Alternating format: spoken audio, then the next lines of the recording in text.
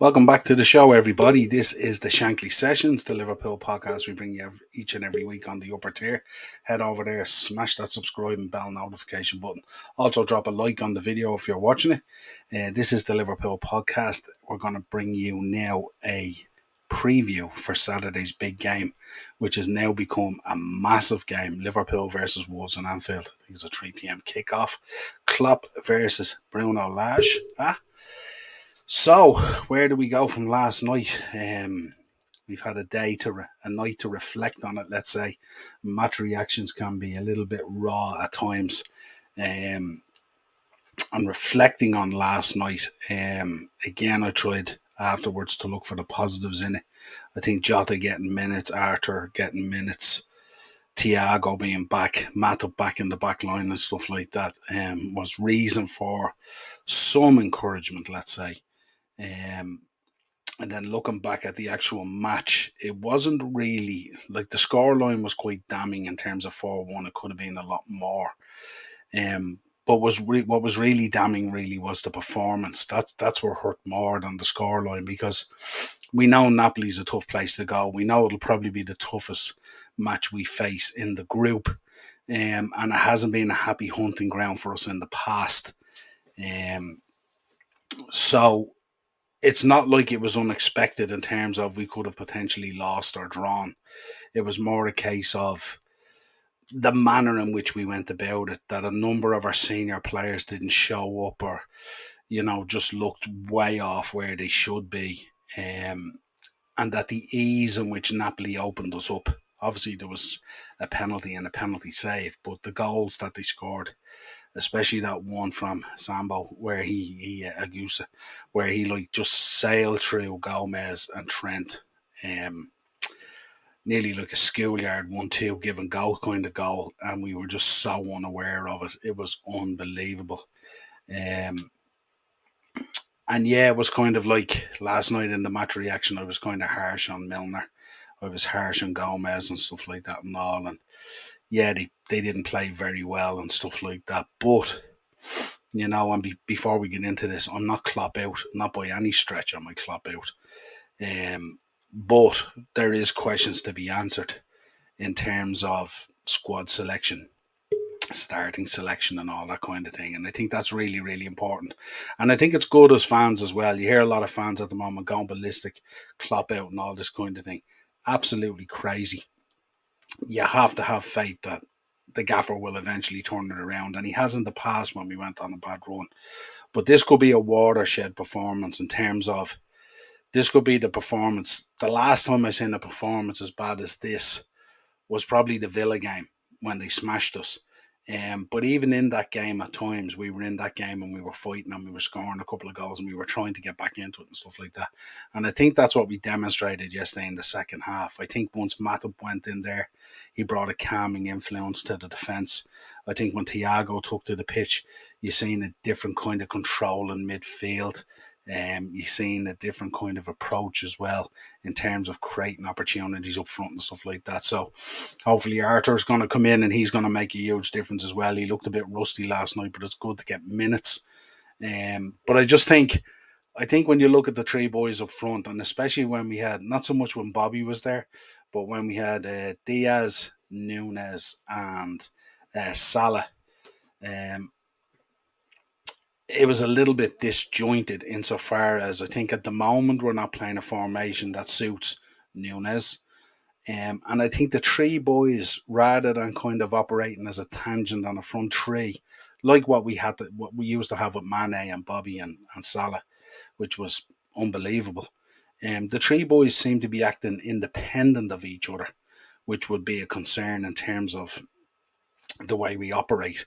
And I think the way they're operating at the moment, be it this is the way they're being trained or it's the way that Klopp wants them to set up, it's making each of the three boys not deliver what they can. Basically, it's not acting on their strengths, which is a real concern. And I think that's something that needs to be looked at. Kenneth's in. How are you doing, Kenneth? Good to have you on the show. With the Liverpool current form, I don't think we will deliver. I don't know. I mean, do you really believe that, like, I mean, if you go back 5 months ago, 6 months ago, we were in the height of going for a quadruple. We arguably had the best defender in the world in Virgil van Dijk. We arguably had the best right back and the best left back. We arguably had the best goalkeeper. In midfield with Thiago, we arguably had one of the best midfielders in the world. And with Mo Salah, I know it's after the AFCON and stuff like that and his form had dipped, but if you go back a little bit further, we arguably had the best player on the planet. Now, do we believe this is the question for everyone in the chat and everyone watching? Do we actually believe that that team has dropped off so much in 4 months that these guys are now that bad? Or do we believe, with looking at the coaching and a bit more tactical play and looking at what we're actually trying to accomplish and transition into, can they get it back? I'm kind of the feeling that I think we can get it back. I think we've had a tough start to the season, um, albeit we've had injuries, and that's not an excuse for Liverpool Football Club. But I think from the start of the season, we've had 10 first team squad members, 10 of them out injured, which is absolutely huge. And I think that has had an impact on the group. I think obviously losing Thiago so early in the season, I think had a massive impact as well, because he really is the playmaker for the group. And when he plays, Fabinho plays much better, and we have a lot more options in terms of, like, we've literally relied on Harvey and Carvalho to really carry the creativity in the team. And these are two young kids, you know what I mean? The weight shouldn't be on their shoulders, and yet they're the two boys on the pitch that are trying to act like the senior players, basically. And the Van Dijks of this world, and the Hendersons and the Milners, and even Mo Salah and stuff like that, the Bobby Firminos, they've kind of gone a little bit missing when it's time to dig in and it's time to, you know, give people a kick up the backside when they're on the pitch as to what's expected. I mean, I've never seen, and I said it last night on the match reaction, I've never ever seen Virgil van Dijk so quiet on the pitch. He used to be roaring at everyone, marshalling that back line and stuff like that. And I think the players at the moment, from what I can see anyway, their fitness looks as if it's way off, because Napoli was running them ragged. Their body language is really, really poor. And I highlighted that last night on the match reaction, that they're really struggling with their body language. Um, and they don't seem to be enjoying their football. Everything seems a struggle. There's no smiles on the faces. We haven't had any bump from the Bournemouth game where we blew Bournemouth away. We were lucky against Newcastle. We were lucky at times against Everton. But everything at the moment just seems forced, and it seems a struggle. And even the simple things that we do, even the link up play with Trent and Mo and Harvey on that side, has gone missing. Mo is playing more now like a wing back than he is an attacker. And it's frustrating for him. And you could see it last night when him and Bobby came off last night. You seen the two of them on the bench. And I made the point that if you look at their faces told the story. Two boys that are highly frustrated, and they just look fed up. And a lot of success that we've had in the past is when we've been absolutely playing this press with a high line. But at the moment, we're playing a high line with absolutely zero press at times. I mean, the only guy that was pressing last night really was Luis Diaz. He ran his socks off last night. And realistically, he was probably himself and Allison were the only two players who could walk off the pitch with any kind of credibility intact. I know Harvey ran his socks off a little bit as well, but he just looks absolutely ran into the ground. He looks exhausted. And you could see it when he came off as well, you know what I mean? The pressure on the young lad in terms of trying to make things happen. So there's a huge task for Klopp in terms of trying to sort this out. But I firmly believe he's capable of doing it. I firmly believe when we get another one or two players back and we have a little bit more options on the bench and stuff like that, and we can rotate a little bit and give players a bit more of a rest, I think we might do a little bit better. And we're going to have to, because I said it last night on the match reaction. I think if we continue in the vein that we're continuing at the moment, we could be staring down the barrel of Thursday night football, and that would be an absolute nightmare. That would be a killer for our season. Um, so yeah, he has a lot to do, and certainly a lot to do over the next 2 days because Wolves aren't going to be a pushover at all. They've got some highly talented players in there, the likes of Ruben Neves and all, and these are guys that can open you up so easy. Plus, they will be up for the battle in midfield, which is going to be where this game is won and lost, I think. Um, but let's see what happens. In terms of Wolves, Wolves are coming into the game. They'll be fully rested, but they'll be on the back of a 1-0 win against Southampton. But they've been kind of blunt this season as well in terms of their form. If you look at their form, they've had 2 losses, 3 draws, and a win. So they're struggling as well, and like it's not in their build-up play. They're very similar to ourselves in terms of their build-up play is pretty good, but when they get into the final third, they're just so blunt and so clueless. Jimenez is a pale shadow of the player that he was, and we could say that similarly about our own players. When you look at Bobby and you look at Mo, they're a shadow of the players that they were. Um, but we would hope that they could get that form back, and we're going to need it. It's going to be crucial. So if you look at the form guide at the moment, Liverpool obviously coming in. This is our league form guide. We've had 3 draws, 2 wins, and a loss, which is not ideal for us in terms of starting the season. For Wolves, as I said, 2 losses, 3 draws, and a win. Little bit of team news, obviously from Liverpool's point of view. Um, Naby Keita, Ox, Curtis Jones, Konate, Jordan Henderson, and Calvin Ramsey all remain sidelined. But obviously, Thiago returned last night, and that's a huge bonus for us. Arthur got some debut minutes, looked a little bit rusty, but that will have helped him. And obviously, with Nunez and Matip coming back in. Nunez is the big one for us, isn't it? Because if he can just get a bit of rhythm going and just get an understanding between himself and Diaz and himself and Salah, definitely the goals will come. There's no doubt about it that there's goals in that trio. The problem is when you see it at times is because they haven't spent a lot of time playing together. And obviously Nunes missing out on those matches because of that headbuttings and stuff like that, which hasn't helped things.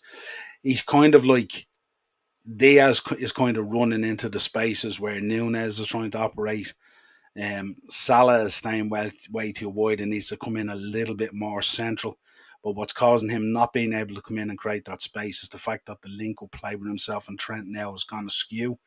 But little things like that can be fixed. In terms of Wolves, Klazic joins fellow ACL injury, Chiquinho out, while Raul Jimenez has a bit of a groin injury, so he may or may not make it. So Huang will be on standby, and Huang is a very dangerous player, and especially for us because he's kind of player that can drift in and out of games and go unnoticed, and then suddenly crop up with a goal or two.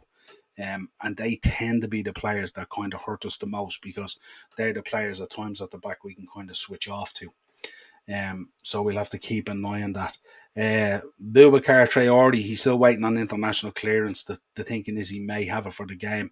And also there's this talk going around of Diego Costa, which will be an interesting conundrum if that gets put in place prior to the game.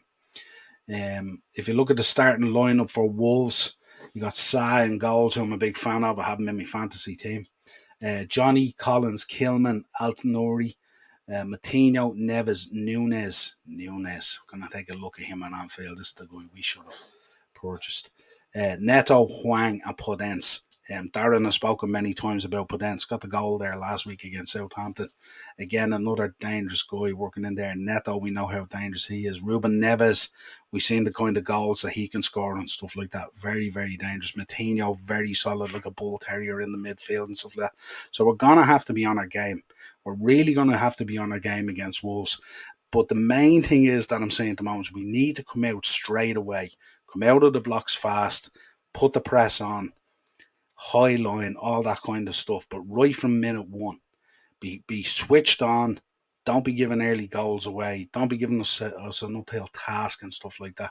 It's a real danger, and that's what's been happening this season. Is that we go out kind of cold. we get caught early, we give away an early goal, and then it's a struggle constantly trying to get back into the game and stuff like that. And make no mistake, Wolves will possess a real threat at Anfield, and I'd be really wary of them. Uh, Bruno will have them well set up, as he does most times. Let's have a look at our own lineup. Allison, of course, still in goals. Matip and Van Dijk, I'd imagine, in the middle there at the back.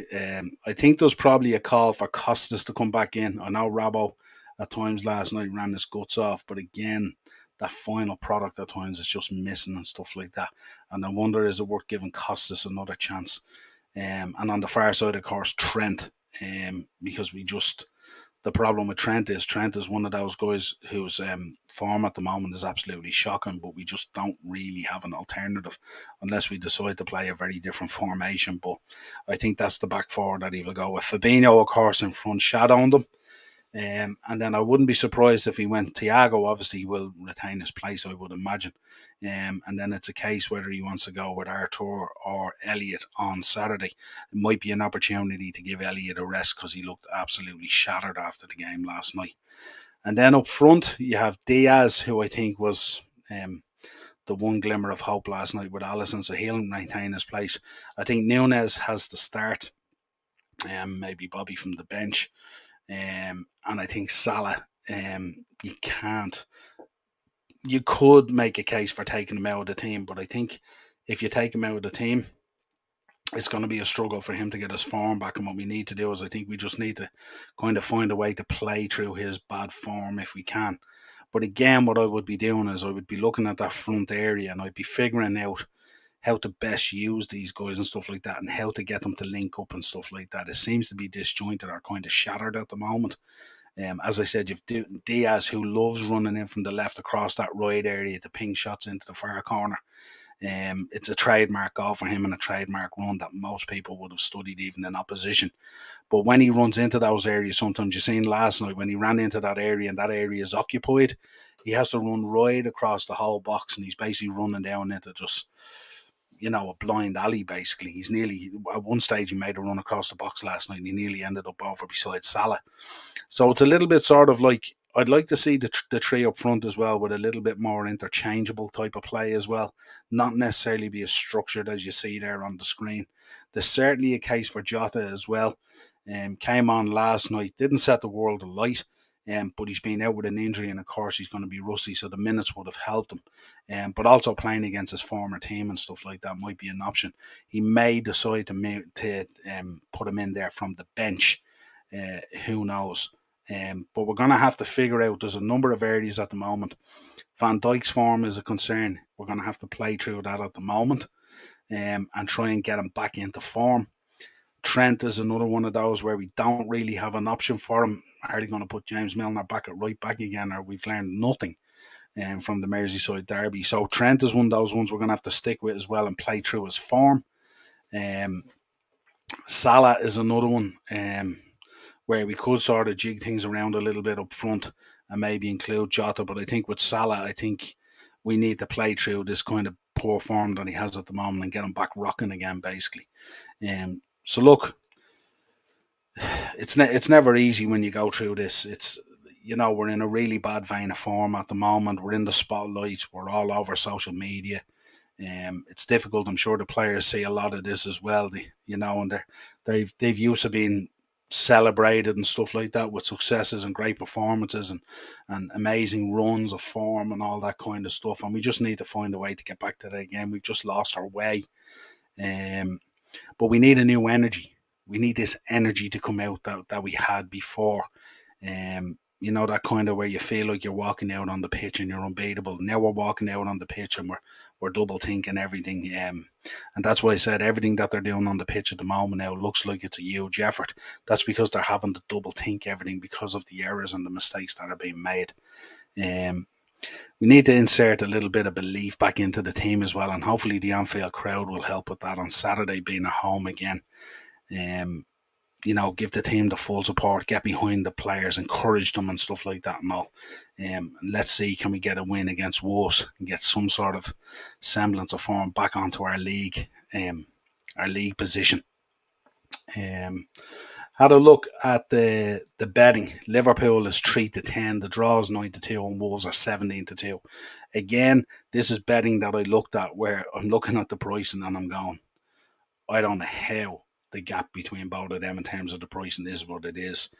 Um, but yeah, I suppose it's the Anfield effect and stuff like that, and we need to go out there, act like the home team, act like one of the big clubs in the league at the moment, and go out there and put on a performance that's badly needed. I'm going to go with a prediction of 2-1. But again, I'd preface that by Liverpool starting on the front foot strong and not conceding. I put a little chart together here, just a little bit of head-to-head history. I'm going to go into full screen for this one. So if you look at it there, 16 games we've played against Wolves. Of the 16 games, we've 13 wins, 2 draws, and 1 loss. 7 wins at home, 6 away. And the one win that Wolves had was away. If you look at the last 5 games, I think it is Liverpool 3-1, Liverpool 1-0, Liverpool 1-0, Liverpool 4-0 at home, and Liverpool 2-1. So if you look at the games there, apart from the 4-0 one back in 2020, the games tend to be fairly tight. And that's how they tend to pan out. So we're just going to have to be really, really careful. Wolves are always a strong, dangerous team. And at the moment, based on our form, home and away doesn't really matter, because it's just a struggle, and it's a downturn in form that we're trying to work through. So hopefully we can get the win on Saturday, and we'll bring you the match reaction Saturday afternoon after the game. Also tonight at 9 o'clock we'll be doing Thursday Tier Talk. On Thursday Tier Talk we will be previewing the Premier League action. And we'll also be doing Beat the Bookie, where we'll be presenting our picks for the weekend as well. We weren't too far off last weekend with some of them. And we'll also be looking back at 30 years of the Champions League and picking out our most memorable moments. Myself and Darren, and I think Mark is going to join us. And then if we have time at the end of that, then of course we'll have a little bit of a discussion about obviously the sacking of Thomas Tuchel and the hiring of Graham Potter, who we are huge fans of the show. Graham Potter, absolutely unbelievable manager, and this is a massive opportunity for him that he couldn't refuse. And I'm sure he was torn in the heart in trying to make this decision. He has such an affection for Brighton and stuff like that, and he's such a big part of Brighton. I would compare it to Dyche at Burnley and stuff like that when they have to make decisions like that. So I'm sure it was a tough decision for him, but a brilliant opportunity. And I'm sure he'll go in there if he has the backing of Bowley and stuff like that to be able to shape that team the way he wants to over the next couple of transfer windows. He'll do an absolutely stellar job. But we'll be talking about that tonight. I think Ian is going to join us for that section of the show. Ian, Chelsea fan from the Chelsea Roar. Check it out there on YouTube. It's a Chelsea podcast that he does each week. And also my partner on Dynamo's Dozen, where we do the wrestling podcasts. So check those out there on YouTube as well, and give them a like and a subscribe and all that good stuff. Until next time, Reds, chin up. It's not easy, but let's take the highs from the second half yesterday. Let's not dwell too much on the lows. I know they've been hurting us since the season started, but let's get the season started come Saturday at Liverpool. I want to hear the crowd in full voice backing the players. Let's do this, Redmen.